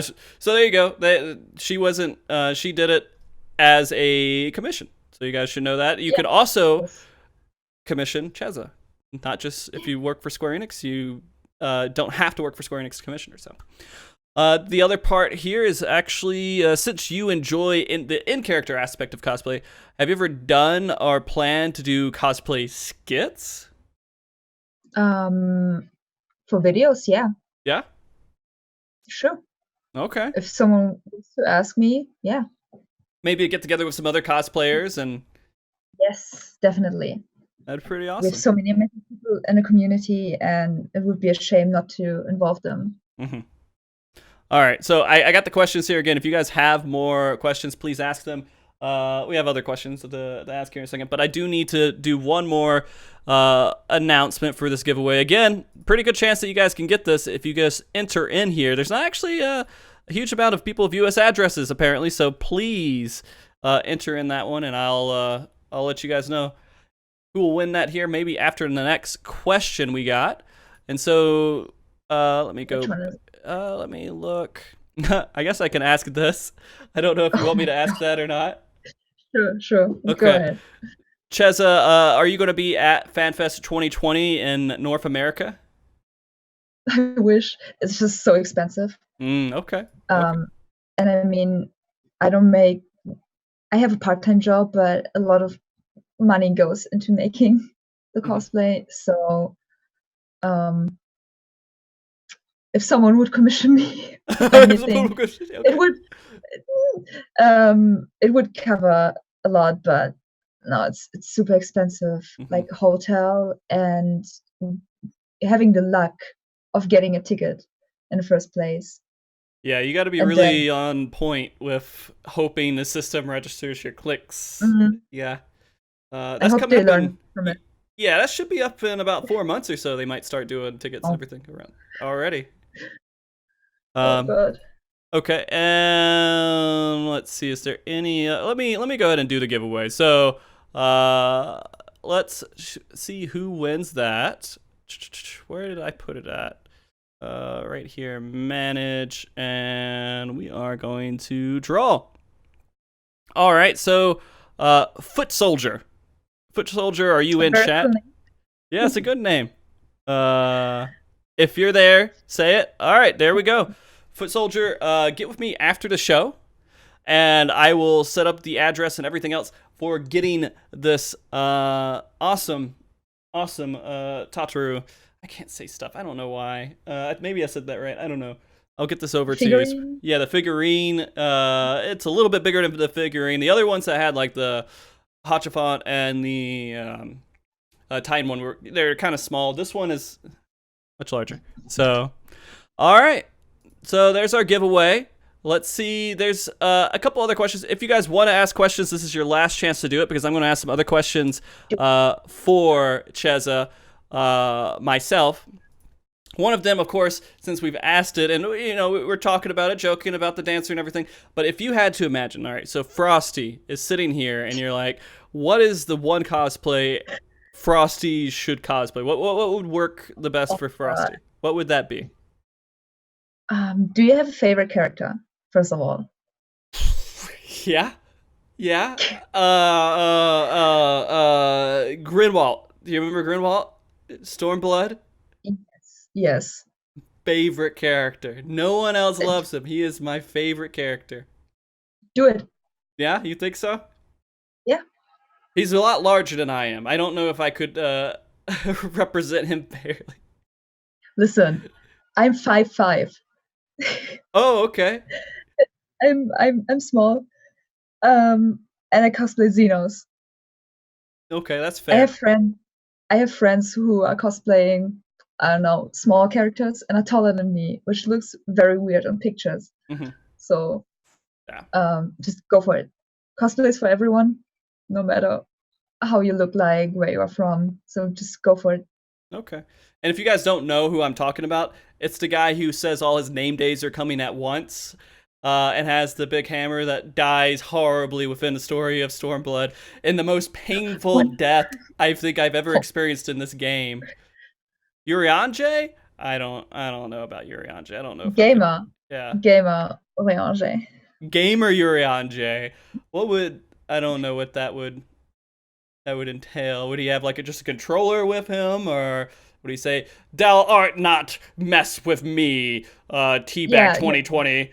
Yeah. Yeah. And you need like this Yu-Gi-Oh! The deck thing. Oh, okay. Very important. Since he's an astrologian. So, and get those astrological cards, like draw balance and stuff. Oh, yeah. Only balance, nothing else. Nothing. All right, so I do want to go ahead and ask you about your future with cosplay and everything else here. What do you have planned for the future that you could tell people that you have planned? I think I can tell 2 out of 4. Okay. I'm currently planning. My patrons know because I've been talking about this. So my next project, which I'm going to start next week, is Reen. Who? Reen? Yeah. Yeah, okay. All right. Then I have Secret Cosplay. And then I'm going to do the City of Zenos. Okay. So are you going to be using the same Zenos and modify it? Or is it going to be a whole new build? Okay. I was about to say. I'm not going to do that again. Yeah. All right. So you guys can look forward to that. That's going to be, I assume, absolutely amazing because I don't know if I've seen one where you had, oh, this is just a mediocre cosplay that Chezah made. I don't think I've seen that. So, all right. We do have another question I think that popped up here. What's your favorite thing to do with Final Fantasy XIV outside of cosplay and in-game things? That's kind of a tough one. Favorite thing to do that has something to do with Final Fantasy XIV? Yeah, if it's, I think I want to remove the Final Fantasy XIV part. And what's your favorite thing to do outside of cosplaying and Final Fantasy XIV?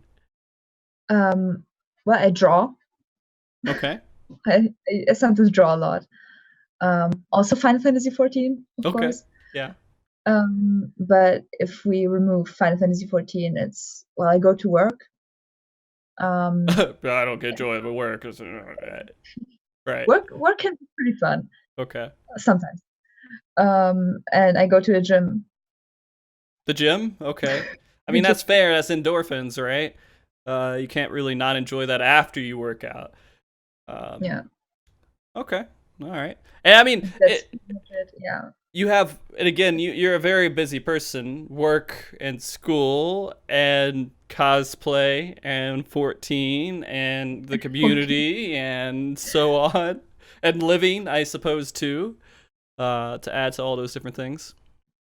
So let's talk about the commissions a little bit. When are you accepting commissions right now?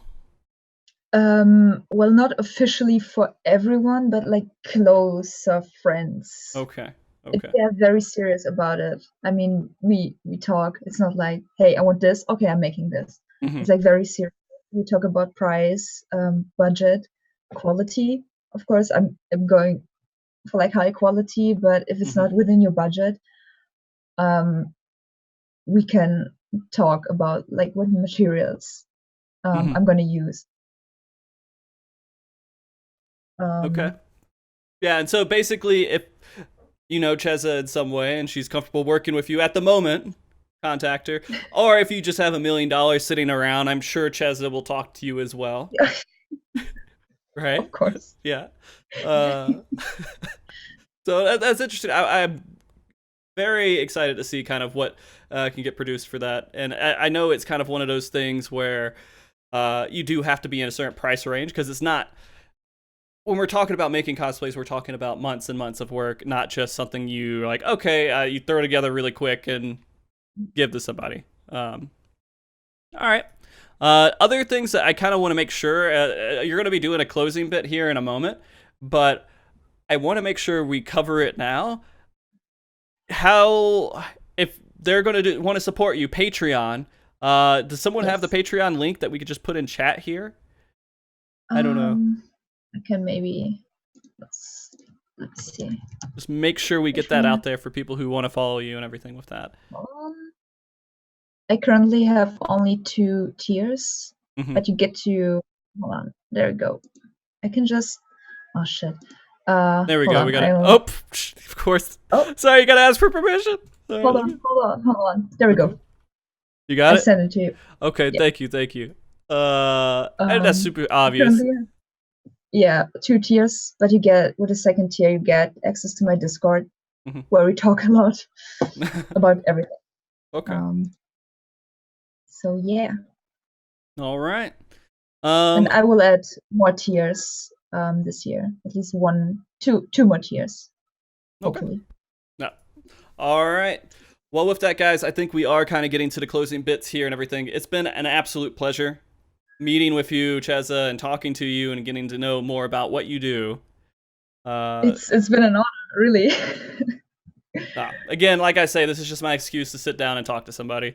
So that being said, Chezah, could you please kind of do any kind of closing thoughts you'd like to say, where people can maybe find you, last shout outs, anything that you would like to say here at the end of the show?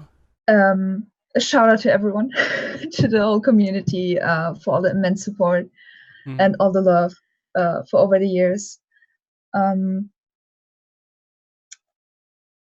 Thank you, obviously, for taking your time and reaching out to me. It's been an honor. Thank you. And, well, you can find me on Twitter, Instagram, Facebook, and, yeah, Patreon. Yeah, Twitter is Chezah_DE, is that right? Okay. No, it's just Chezah DE. Chezah DE, okay, no underscore. Chezah DE. Okay. Yeah. And from there, you could kind of go through this path. And I guess you should link your Instagram on here too, right? Or tell people about that. Hold on. Let me just grab it. Okay, because that's where you post up all of your cosplay stuff. And so if people want to see all of your cosplay and all the work you've done, I think that would be actually amazing. Hold on, there we go. I love my profile picture. Yeah, it's perfect. It's perfect. All right. I think without the, let's see if that works. Without the extra part? Yeah, I think it's just, I'll try it if it works. We'll link it in chat, see if that works. There we go. Should work. Yep, that works. So there you go. If you guys want to follow all the work she does and see all the past projects she's worked on, that's a great place to go to.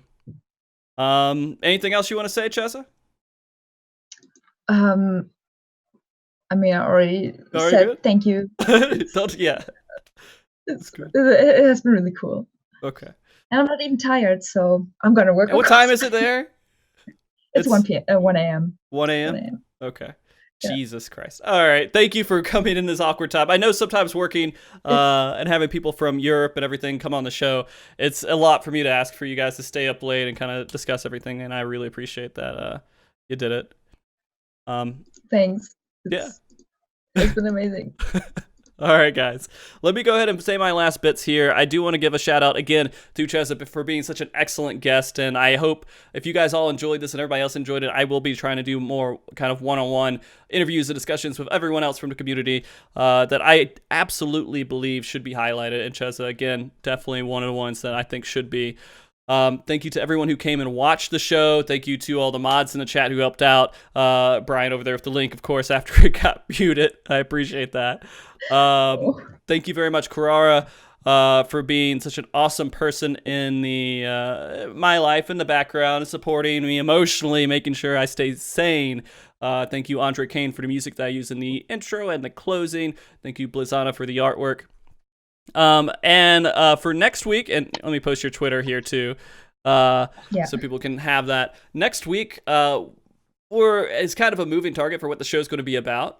I was thinking about actually having a show where we discuss a handful of things. With WoW Classic being released recently, there's been a lot of discussions about how the old MMO style and if it's actually even relevant for going forward and if people still enjoy it in any way in regards. So I'm thinking about doing a discussion on that.